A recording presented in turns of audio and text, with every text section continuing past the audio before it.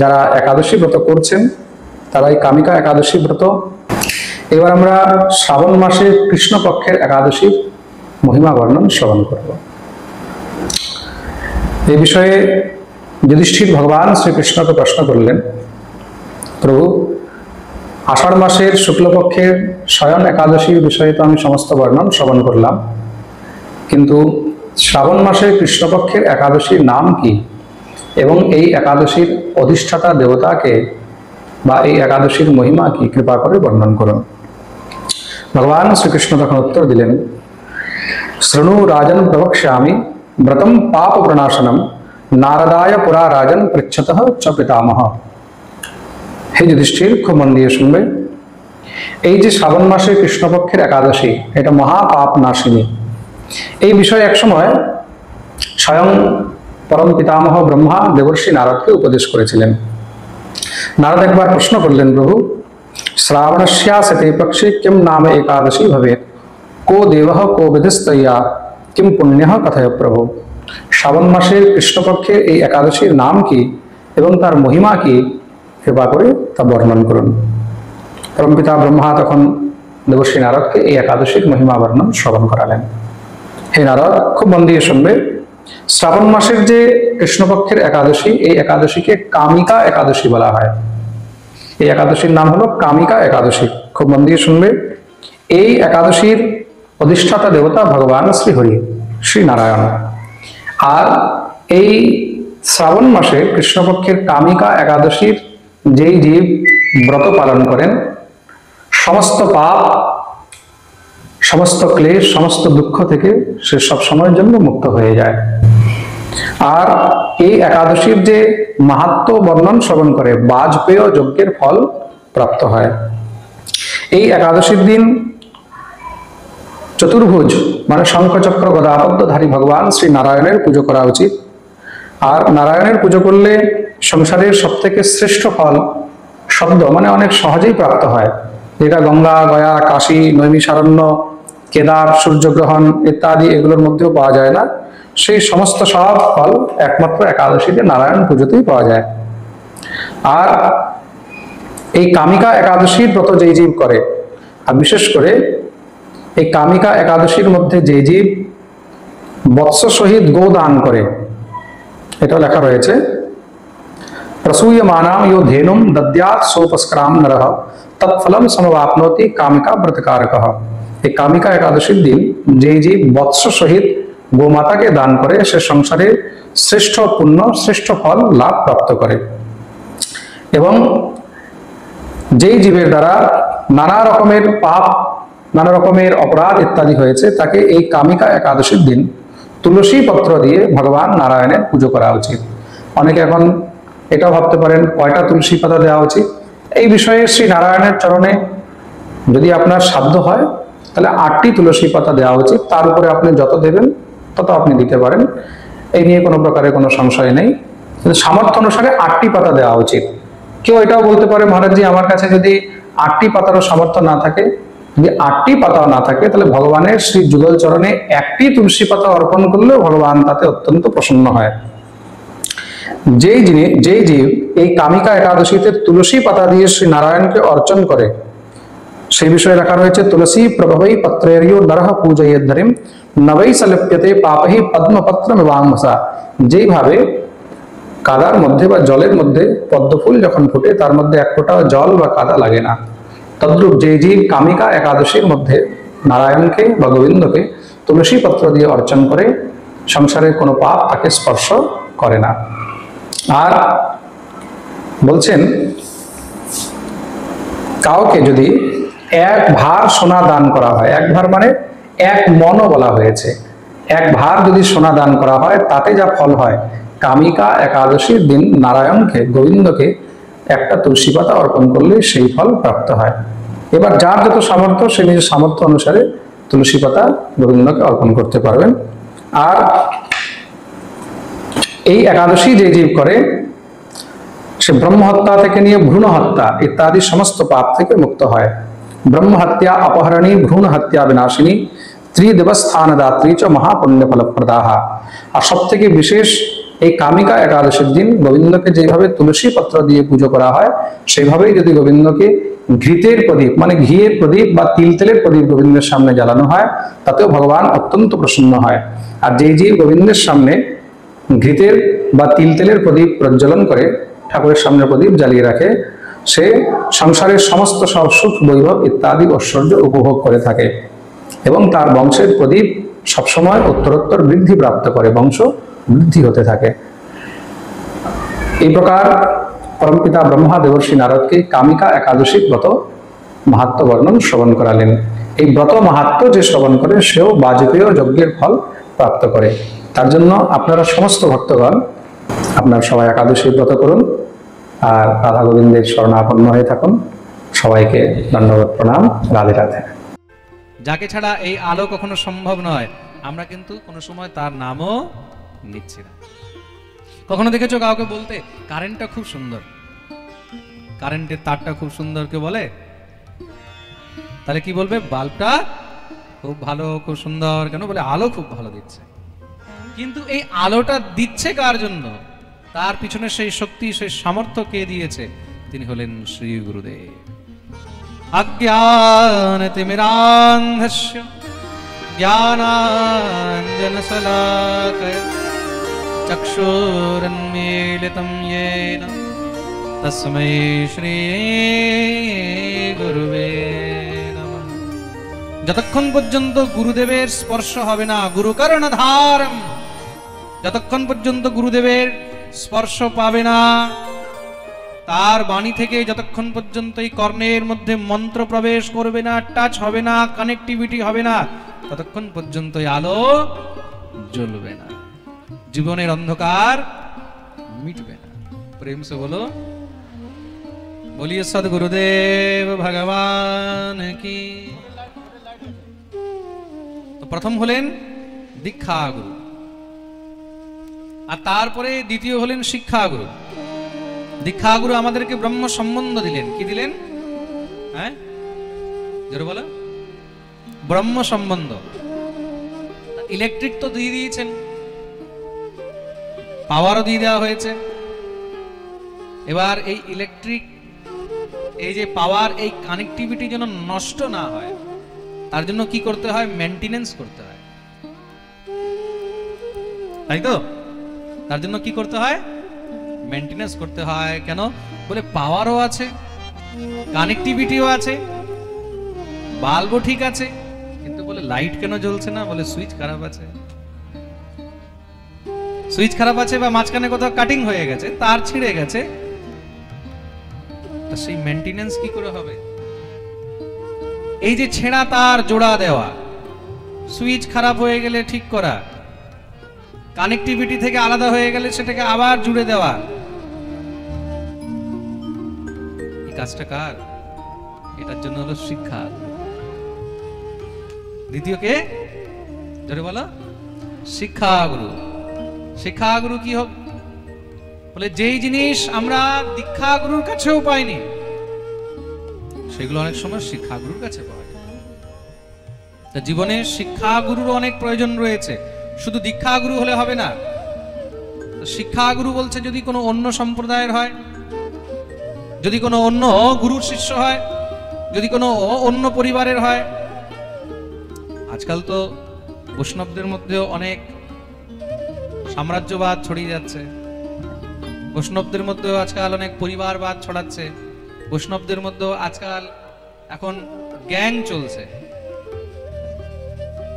এটা আমাদের পরিবার, ওটা আমাদের নয়, ওর সঙ্গে আমাদের কানেক্ট নেই,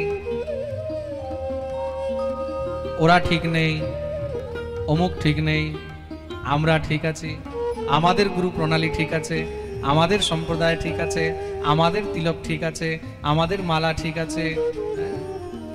আজকাল এগুলোই তো চলছে।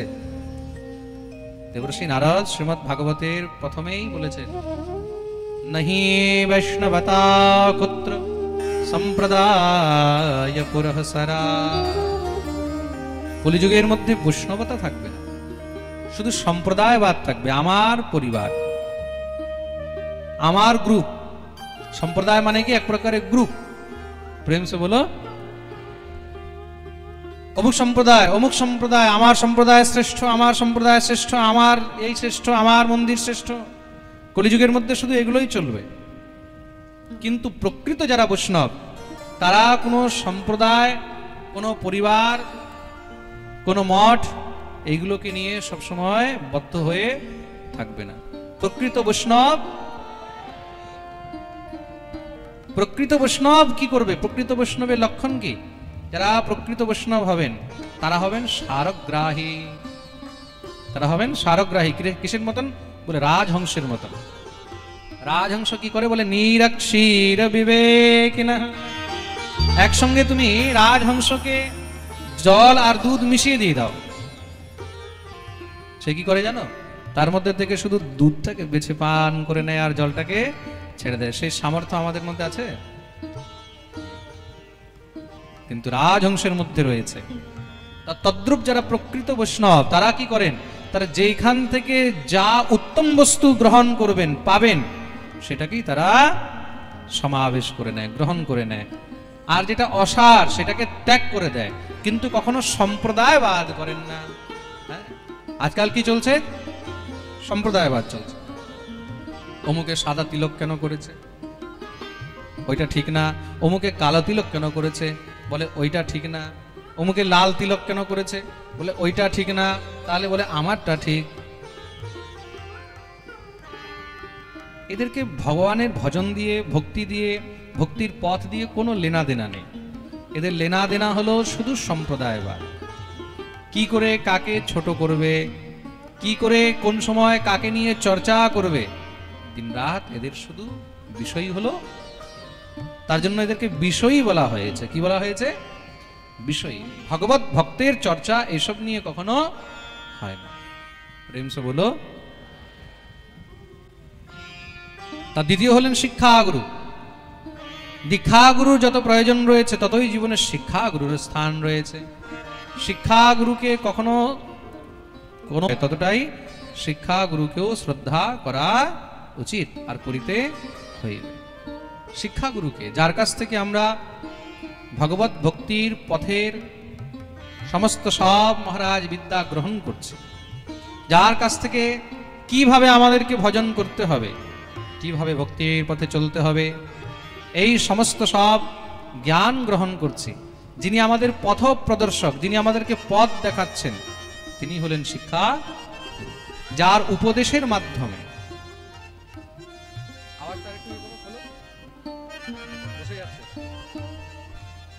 যার উপদেশের মাধ্যমে আমাদের অন্তঃকরণ শুদ্ধ হয়। মনে রাখবে, শুধু দীক্ষা নিলেই অন্তঃকরণ শুদ্ধ হয়ে যায় না।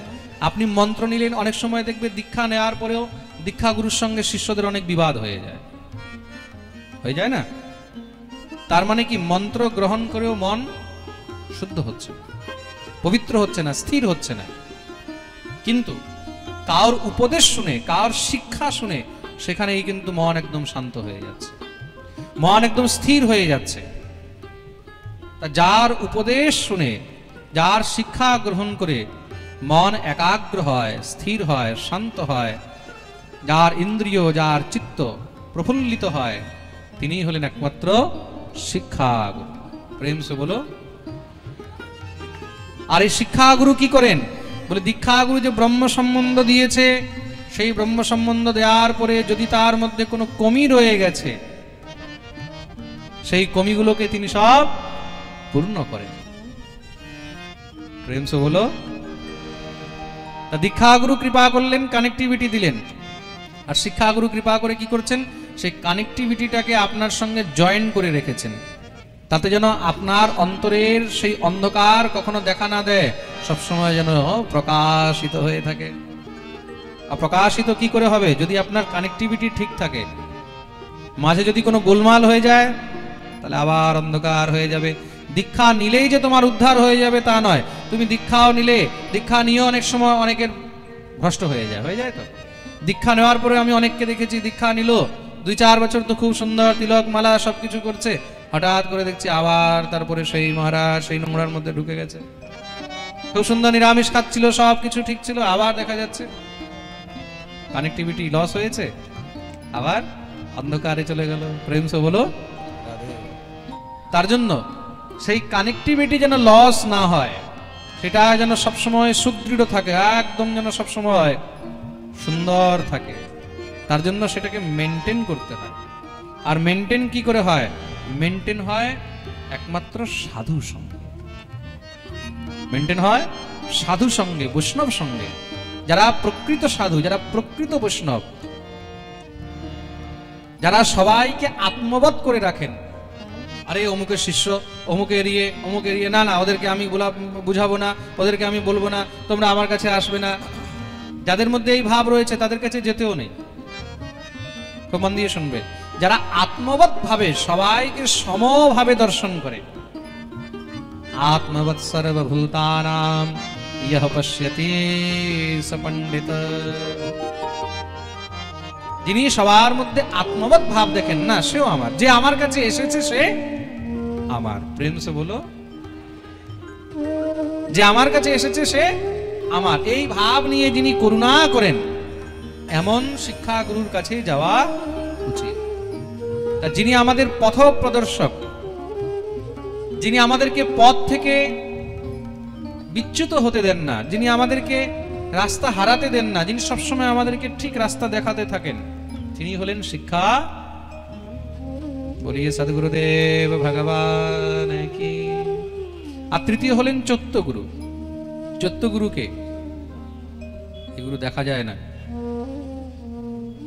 এই গুরু কোথায় আছে? বলে এই গুরু আমাদের অন্তঃকরণের মধ্যেই রয়েছে, আমাদের চিত্তের মধ্যে রয়েছে। চিত্তের মধ্যে কিভাবে? সেই গুরুদেব আমাদের চিত্তের মধ্যে বসে আমাদের বুদ্ধির দ্বারা আমাদেরকে সবসময় সৎ মার্গের মধ্যে অবস্থিত করে রাখেন। আর তিনি কে? তিনি হলেন একমাত্র স্বয়ং ভগবান। বসুদেব সুতং দেবম कंसचाणूरमर्दनं देवकी परमानन्दं कृष्णं वन्दे जगद्गुरुं। একমাত্র ভগবান শ্রীকৃষ্ণই হলেন জগৎগুরু, দীক্ষাগুরু, শিক্ষাগুরু, তারপর হলেন চৈত্যগুরু। এই চৈত্যগুরুকে, চৈত্যগুরুই হলেন একমাত্র স্বয়ং ভগবান, যিনি আমাদের বুদ্ধির মধ্যে প্রবিষ্ট হয়ে, আমাদের চিত্তের মধ্যে প্রবিষ্ট হয়ে সবসময় আমাদেরকে সৎ মার্গে বানিয়ে রাখেন। চিত্ত বুদ্ধির মধ্যে সেই চৈত্যগুরু কখন প্রবেশ করে, মানে সেই গোবিন্দ কখন প্রবেশ করে? তিনি চিৎ স্বরূপে আমাদের মধ্যে তখনই প্রবেশ করে যখন আমাদের চিত্ত আর মন নির্মল থাকে। মন আর বুদ্ধি যদি নির্মল না হয় তাহলে ভগবানও তার মধ্যে প্রবেশ করেন না। মন আর বুদ্ধি যদি মলিন হয় তাহলে ভগবান সেখান থেকে দূরে থাকেন। তার জন্যই তো বলেছেন না, निर्मल मन जन सोमोहि पावा। निर्मल मन जन सोमोहि पावा। निर्मल मन जन सोमोहि पावा। निर्मल मन जन सोमोहि पावा। मोहि कपट छल छिद्र न भावा। मोहि कपट छल छिद्र न भावा। छिद्र न भावा। मन जन सोमोहि पावा।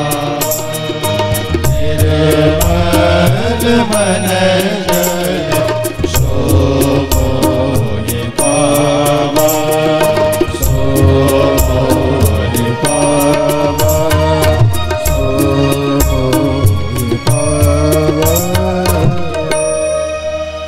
যতক্ষণ পর্যন্ত মন নির্মল না হবে, গোস্বামী তুলসীদাস জি বলছেন নির্মল মন জন সো মোহি পাওয়া। মোহি কপট ছলে ছিদ্র ন। ঘি কোথা থেকে বেরোয়? বলে একদম নির্মল মাখন থেকে।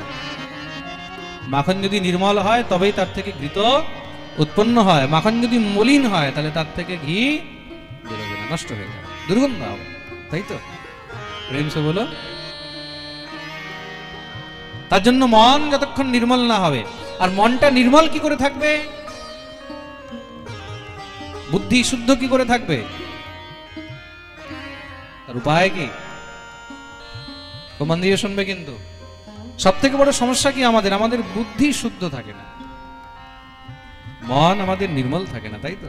মন সবসময় চঞ্চল হয়ে রয়েছে। চঞ্চলম হি মনঃ কৃষ্ণ প্রমাতি বলভদ্রম। মন আমাদের অনেক চঞ্চল। मन की गति है अटपटी, झटपट लखे न कोई, जो मन की खटपट मिटे तो झटपट दर्शन हो। मन की गति है अटपटी, मन খুব অটপটা। আমাদের মন স্থির থাকে না। স্থির থাকে এখনই কিছু, এখনই কিছু, 2 সেকেন্ড আগে কিছু ছিল, 2 সেকেন্ড পরে কিছু হয়ে গেল। যাকে নিয়ে এখনই আমরা প্রশংসা করছি, এখনই কিছু শুনলাম, এখনই সঙ্গে সঙ্গে মন পরিবর্তন হয়ে যায়। ये मन बड़ा बावड़ा है, बड़ा बेईमान है, ईमानदार नहीं है। ईमानदार है क्या? ये मन बड़ा बेईमान है। তার জন্য এই মনকে স্থির কি করে রাখবে, শুদ্ধ কি করে রাখবে, তার জন্য নিত্য সৎসঙ্গ করতে হবে, নিত্য হরিনাম করতে হবে, সাধুসঙ্গ করতে হবে। যেখানেই সাধুসঙ্গ হয়, যেখানেই পাঠ হয়, যেখানেই মহারাজ গোবিন্দের কথা হয়, সেখানে দৌড়ে যাবে। তাহলে কি হবে? নিত্য হরিকথা রূপী সাবান দিয়ে এই মনকে যখন রোজ মাজবে, মাজতে মাজতে মাজতে মাজতে মহারাজ একদিন এই মন একদম চকমক হয়ে যাবে। তার জন্য বলছেন संतन के संग लाग रे तेरी अच्छी बनेगी, संतन के संग लाग रे तेरी अच्छी बनेगी, संतन के संग लाग रे तेरी अच्छी बनेगी, संतन के संग लाग रे तेरी अच्छी बनेगी, संतन के संग लाग रे तेरी अच्छी बनेगी, अच्छी बनेगी तेरी बिगड़ी बनेगी, अच्छी बनेगी तेरी बिगड़ी बनेगी, अच्छी बनेगी तेरी बिगड़ी बनेगी, अच्छी बनेगी तेरी बिगड़ी बनेगी। कोई तेरा बड़ा भाग रे तेरी अच्छी बनेगी, कोई तेरो बड़ो भाग रे तेरी अच्छी बनेगी। ऐसे नहीं, दोनों हाथ ऊपर करके ताली सेवा करते।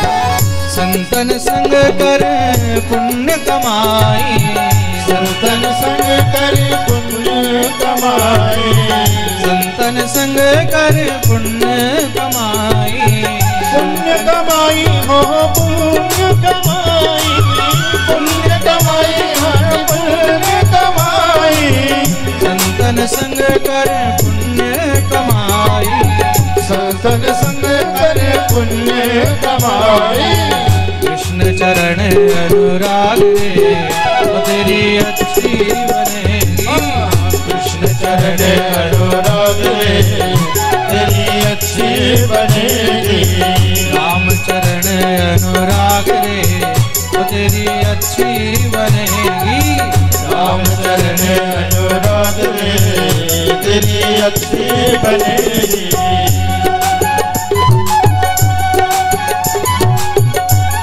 बोलिए सद्गुरुदेव भगवान की।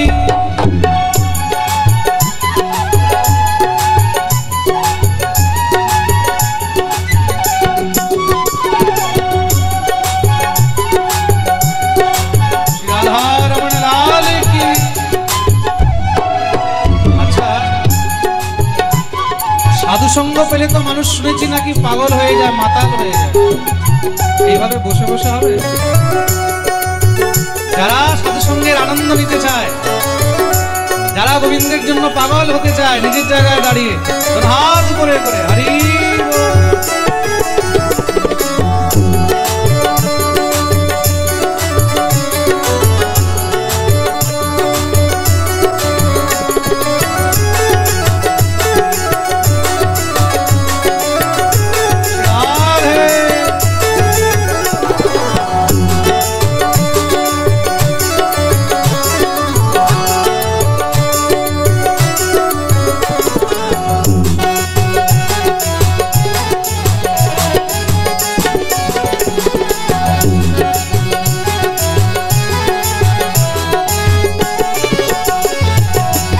ध्रुव जी की बन गई, प्रहलाद जी की बन गई। ध्रुव जी की बन गई, प्रहलाद जी की बन गई। ध्रुव जी की बन गई, प्रहलाद जी की बन गई। प्रहलाद जी की बन गई, प्रहलाद जी की बन गई। प्रहलाद जी की बन गई, प्रहलाद जी की बन गई। ध्रुव जी की बन गई, प्रहलाद जी की बन गई। ध्रुव जी की बन गई, प्रहलाद जी की बन गई। দেখুন এই সাধু সঙ্গ দিয়ে, বৈষ্ণবের কৃপা দিয়ে কার কার কল্যাণ হয়েছে। ধ্রুব জি কি বন গই, প্রহলাদ জি কি বন গই। ধ্রুব জি কি বন গই, প্রহলাদ জি কি বন গই। ধ্রুবের কল্যাণ হলো, হলো তো? প্রহ্লাদের কল্যাণ হলো। আহা, এই সাধু সঙ্গের কারণে, বৈষ্ণব কৃপায়, তার জন্যই বারবার বলা হচ্ছে हरि सुमिरन में लाग रे तेरी अच्छी बनेगी। हरि सुमिरन में लाग रे तेरी अच्छी बनेगी। संतन के संग लाग रे तो तेरी अच्छी बनेगी। संतन के संग लाग रे तेरी अच्छी बनेगी।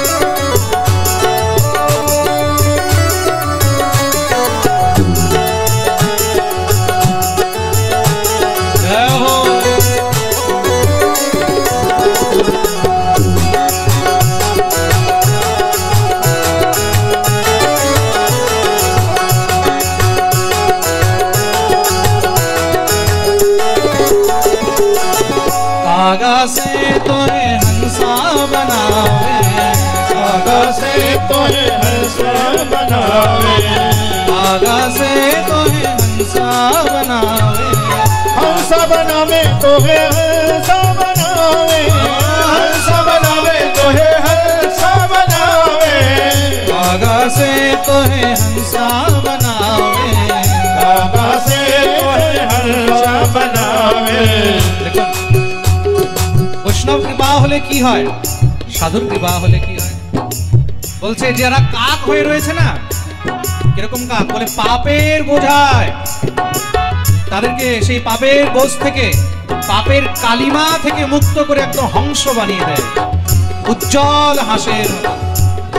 এই হলো বৈষ্ণব কৃপা। কে কে এই বৈষ্ণবের কৃপা চায়? সবাই হরি बोल। कागा से तोहे हंसा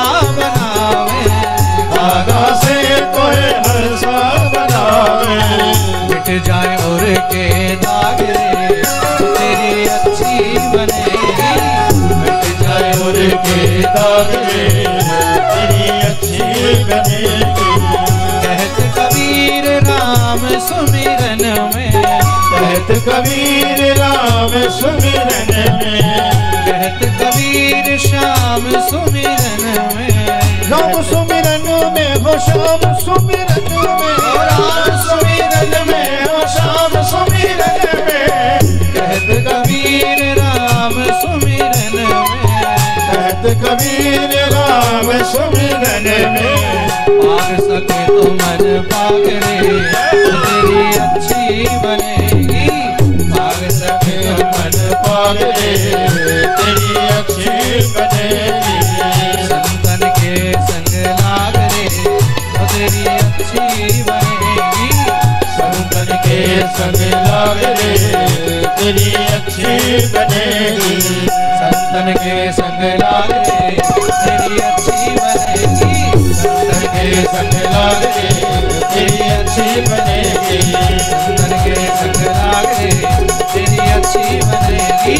संतन के संग लाग रे तेरी अच्छी बनेगी। तेरी अच्छी बनेगी।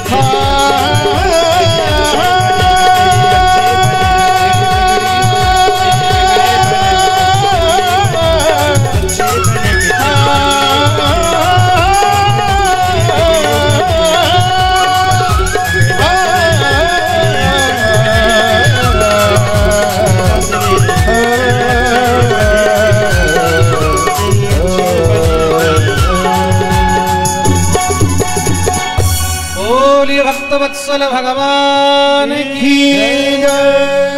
সবাই নিজের নিজের জায়গায় বসে যাবেন। যারা যেখানে আছেন সেখানেই বসে যাবেন। संतन के संग लाग रे तेरी अच्छी बनेगी। संतन के संग लाग रे तेरी अच्छी बनेगी। अच्छी बनेगी तेरी बिगड़ी बनेगी। अच्छी बनेगी तेरी बिगड़ी बनेगी। अच्छी बनेगी तेरी बिगड़ी बनेगी। अच्छी बनेगी तेरी बिगड़ी बनेगी। होए तेरा बड़ो भाग रे तो तेरी अच्छी बनेगी। होए तेरो बड़ो भाग रे तेरी अच्छी बनेगी। तेरी अच्छी बनेगी। तेरी अच्छी बनेगी। बोलिए भक्त वत्सल भगवान की जय।